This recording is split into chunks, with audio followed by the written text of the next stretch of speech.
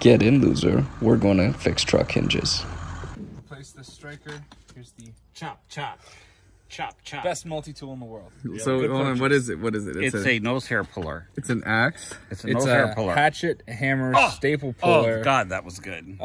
Pliers, wire cutter, beer bottle opener, flathead screwdriver, and all-around murder weapon extraordinaire. Isn't this a nutcracker? Maybe a little bit. All right, so what are we doing, Marco? Took your striker out, new one's in. So this is the kit from CP Addicts. Yes, you can see it's a little bit thicker gauge metal. Everything looks pretty nice. The hardware is a better quality hardware than the original anyway. And now we are going to try our darndest to get So So how do you know how to do this? because I did it on my Firebird. And they're substantially similar. They're identical. The hinges aren't identical, but the fix is the same. Where you take out the original pin, drill out the holes, sleeve them with new bushings, and then put a new pin and retainer on. What year is your Firebird? 67. And this is a 71. This is not a 71. I'm just kidding. That's a 70 right over there. Yeah. And this is a 96. So we're truck gang. We got the Power Stroke, and then this is my uncle's restored Ford. It is very nice. And the best part is the hook, the Captain hook. So here's the old one. And the funny thing is, they use a ton of similar parts. Like this back window is the exact same. The latch is the exact same. The trans tunnel is the exact same. And then a bunch of other just random screws are the exact same. The suspension is very similar.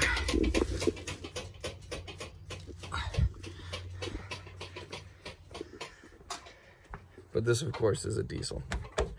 All right, so you can see how wallowed out these are. There you go, first try. All right, movie star, what do we discover? So this fell through because when you put this in, there's a plate or a little bracket that goes over and holds it here, and then this is supposed to slide into a groove. It was on top of that groove, and when it tightened down, this was all bent back. So when I undid it, it just fell down. So when they originally put this in the car, the reason you can see that this was bent, before I just used my fabulous little multi-tool to fix it, they just did it incorrectly from the factory. We'll put it back in, we'll do it a little bit better. Hopefully nothing else is bent in there, otherwise I can straighten it out with a screwdriver. And So that thing is in there. yeah. Okay. Cool. Let me see.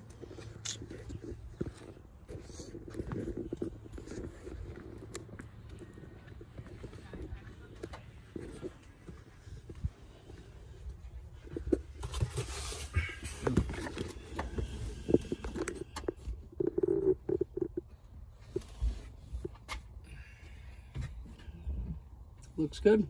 The retainer clip's on there. Yeah. You want me to hold the door up? Maybe. Okay, because if you push it up with your leg, it's probably gonna fall off that stand. Alright, I'll be right over there. Alright, so we're here. Back on adjusted. If something ever wears out, we can just pull that and then push this guy out. We adjusted the door. Obviously, when you're doing those, you want to get that body line nice and matched up. And you pull it obviously out to come farther in, and then up and down as necessary. A good way to do it is just to look and see. You can't really see in the video, but you get the idea.